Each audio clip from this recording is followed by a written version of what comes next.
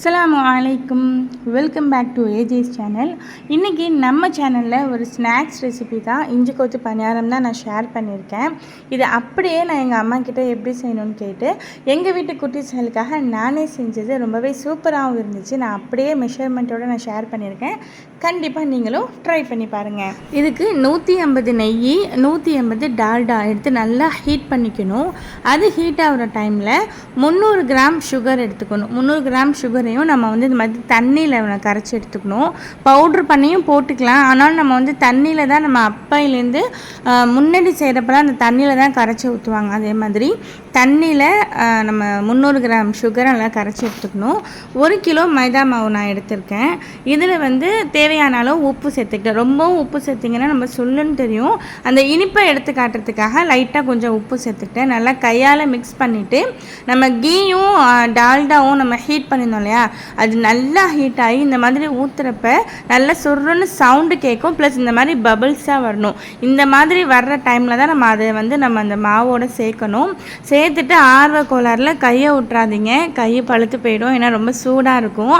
அதனால இந்த மாதிரி ஒரு கபிக்கர் கரண்டி வச்சுட்டு நல்லா மிக்ஸ் பண்ணிக்கங்க. ஃபுல்லாக அந்த மாவில் ஃபுல்லாக படுற மாதிரி நல்லா மிக்ஸ் பண்ணிவிட்டு அதுக்கப்புறம் கை பொறுக்கிற அளவுக்கு தான் சூடு அந்த மாவில் இருக்கும். ஸோ அந்த டைமில் நம்ம என்ன செய்யலாம், கையை வச்சு அந்த நல்ல பெரிய பெரிய கட்டியாக இருக்கிறது நம்ம கையை வச்சு நல்லா உதுத்து விட்டு இந்த மாதிரி கொஞ்சம் ஈரப்பதம் இருக்கிற மாதிரி, ரொம்ப ஈரப்பதம் இருக்காது.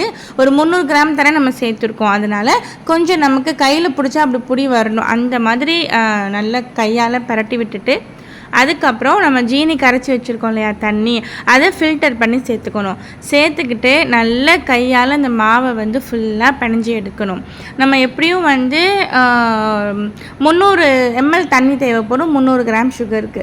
நல்லா ரெண்டையும் சேர்த்து நல்ல மாவை பிணைஞ்சி இந்த மாதிரி இழுத்தா நல்லா ஜவ்வு மாதிரி இழுத்துக்கிட்டு வர்ற மாதிரி மாவை நல்லா பிணைஞ்சி வச்சிடணும். ஒரு 1/2 அன் ஹவர் நான் அந்த மாவை டிஸ்டர்ப் பண்ணாமல் அப்படியே வச்சுட்டேன். அதுக்கப்புறமா இந்த 1 கிலோ மாவையும் நான் 4ஆக டிவைட் பண்ணி எடுத்து வச்சுக்கிட்டேன். அப்போ தான் நமக்கு கொஞ்சம் கொஞ்சமாக இருந்தால் தான் நம்ம நல்லா அந்த மாவை நீட் பண்ணி நல்லா வளர்க்குறதுக்கு நமக்கு கரெக்டாக இருக்கும்.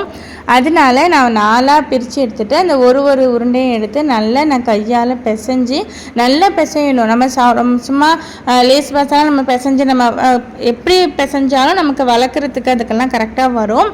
ஆனாலும் நல்லா பிசைஞ்சாதான் அந்த பணியாரம் நமக்கு ரொம்பவே சூப்பராக கிடைக்கும்.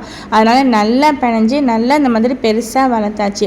சப்பாத்தி கட்டையெல்லாம் வச்சா சின்னதாக தான் இருக்கும். அதனால இந்த மாதிரி ஜஹான் இருக்கு இல்லையா, ஒரு ஊர்லேயும் சொல்லுவாங்க ஜஹான் மரவை தாம்பூலம் அப்படின்லாம் சொல்லுவாங்க.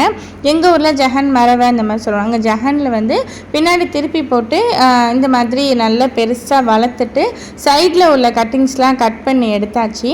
எடுத்துட்டு இந்த மாதிரி நீட்டமாக ரொம்பவும் அகலமும் இல்லாமல் ரொம்பவும் கட்டையாகவும் இல்லாமல் ஒரு நார்மல் சைஸுக்கு நம்ம இந்த மாதிரி ஃபுல்லாக வளர்த்து வச்சுட்டு அதை இந்த மாதிரி குட்டி குட்டியாக கட் பண்ணி அது உள்ள இந்த மாதிரி நம்ம 4 லைன் போட்டு அந்த 4 லைனும் இப்போ நாங்கள் ஒரு டிசைன் செய்ய போகிறோம். அதை எப்படின்னு காட்டுறேன். அந்த 4 லைன்லேயும் சென்டராக அந்த 2வது லைனு இல்லைன்னா அந்த 3வது லைன் அது உள்ளர நம்ம அந்த ஒரு பக்கத்தை எடுத்து அப்படியே உள்ளர விட்டு நம்ம வெளியில் இழுத்தோம்னாக்கா சூப்பராக நமக்கு ஒரு ரிப்பன் மாதிரி டிசைன்ஸ் கிடைக்கும். இது ஃபுல்லாக செஞ்சு வச்சாச்சு. இப்போ பாருங்கள், இது பார்க்கவே ரொம்பவே டிசைன் சூப்பராக இருக்குது. ஒரு சில பேர் இந்த மாதிரி செய்வாங்க, ஒரு சில பேர் நார்மலாக சைடில் கத்தி வச்சு கட் பண்ணிக்குவாங்க. அது பார்க்குறதுக்கு லீஃப் மாதிரி இருக்கும். நாங்கள் எங்கள் ஊரில் மோஸ்ட்லி இந்த மாதிரியான டிசைன் தான் செய்வாங்க. இப்போ இதை நம்ம எண்ணெயில் போட்டு நல்லா நம்ம ஃப்ரை பண்ணி எடுத்துக்கலாம். நார்மல் பாம் ஆயில் தான் நான் யூஸ் பண்ணியிருக்கேன். இதில் நல்ல எண்ணெய் சூடு வந்தோடனே நம்ம 1 by 1 போட்டு ஒரு 2 மினிட்ஸ்க்கு நம்ம அதை டிஸ்டர்ப் பண்ணக்கூடாது. ரொம்பவும் ஃப்ளேம் ஹையில் வச்சிட்டோம் அப்படின்னாக்கா நமக்கு டக்குன்னு அது கலர் நமக்கு சேஞ்ச் ஆகிடும். ஆனால் உள்ளர நமக்கு வேகாமல் இருக்கும். அதனால கொஞ்சம் நார்மலான ஃப்ளேமில் வச்சுட்டு நம்ம இப்படி நல்லா பரட்டி எடுத்தோம் அப்படின்னாக்கா ரொம்பவே சூப்பரான பணியாரம் நமக்கு ரெடி ஆகிடும். டோட்டலாகவே நமக்கு இந்த பணியாரம் செஞ்சு முடிக்க ஒரு 2 to 2.5 hours நமக்கு இருந்தாலே போதும்.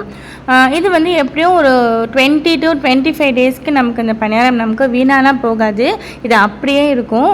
நம்ம வந்து ஒரு ஏர்டெட் கண்டெய்னர் பாக்ஸ்லேயோ இல்லை டிப்பன்லேயோ போட்டு நம்ம டைட்டாக மூடி வச்சிட்டோம் அப்படின்னாக்கா சவுத்து போகாமல் ரொம்பவே சூப்பராக கிறிஸ்பியாக க்ரன்ச்சியாக சூப்பர் டேஸ்ட்டில் இஞ்சி கொத்து பணியாரம் நமக்கு சூப்பராக ரெடி ஆகிடும். இது வந்து எண்ணெய் வடிகட்டுறதுக்காக நான் இந்த மாதிரி செஞ்சிருந்தேன். ஆனால் அந்த அளவுக்கு எண்ணெய் இதில் வந்து நமக்கு குடிக்கவும் இல்லை, எண்ணெய் வெளியாகவும் இல்லை.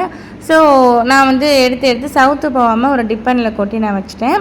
சூப்பரான பணியாரம் ரெடி. கண்டிப்பாக ட்ரை பண்ணி பாருங்கள்.